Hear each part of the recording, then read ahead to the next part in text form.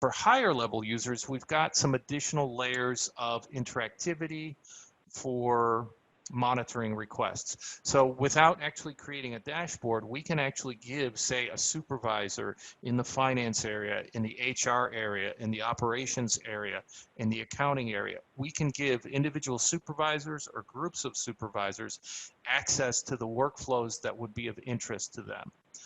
And we do that through this monitor request menu. It gives that particular supervisor a 360-degree view of all the requests that are running through workflows that they would be monitoring.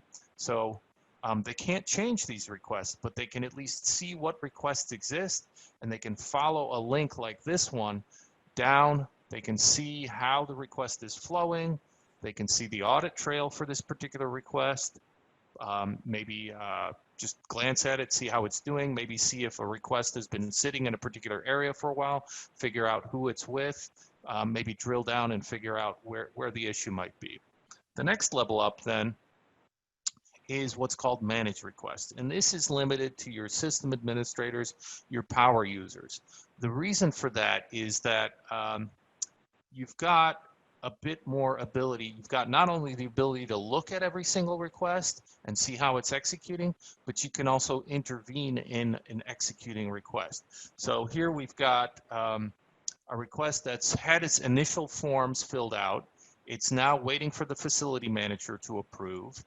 But let's say the facility manager, for whatever reason, is absent for the office and won't be back for several days.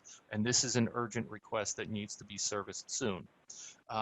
As a manager, or rather as a system administrator, I can do the following. I can go in here and I can add another person to the task list so that they can step in, someone with equal authority or maybe even greater authority, who can step in and act for that facility manager while that person's out.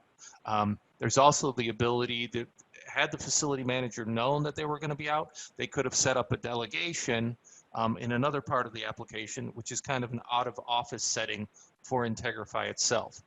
What happens then is that the user's work gets handed off to somebody else in an automatic fashion during the period that they know they're going to be out of the office. And in fact, if I know that the facility manager is not going to return for an extended period of time, I could handle this request on a one-off basis, and then I could go to manage users and set up a medium-term delegation for that facility manager, so that any following work for the period that they're going to be out of the office will be handed off in terms of delegations as well.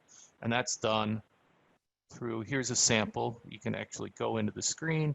I can pick who I'm going to hand their work off to and what day and what time of day it's going to happen. And I can even pick among the individual processes in the system as to, I can pick and choose what I'm going to delegate from this person.